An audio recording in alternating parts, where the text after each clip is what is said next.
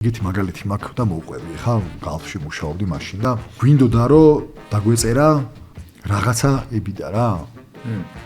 მაგდა 8 მილიონი ლარი. ოკეი. 8 ცოტა არ მაკლდა რა.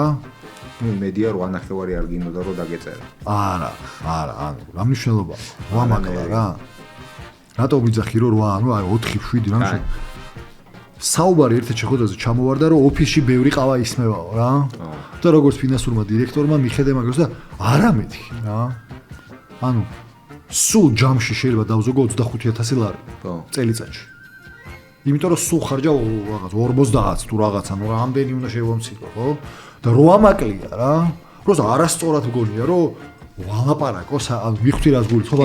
CFO ვიყავი და არა თქო, ანუ ვერ წავედი მაგეთქე სიგიჟია რა.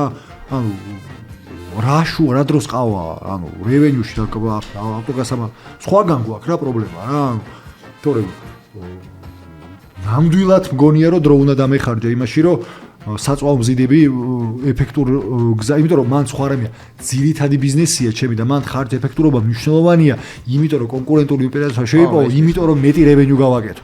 მაგრამ საბოლოოში მეტი რევენიუ საოპერაციო ხარჯებს მივხედოთ, მაგრამ მე რა, აი არ ვიცი, მოკლედ რევენიუ გავზარდოთ. შემოსავალი გავზარდოთ, ეგ არის მოკლე პასუხი.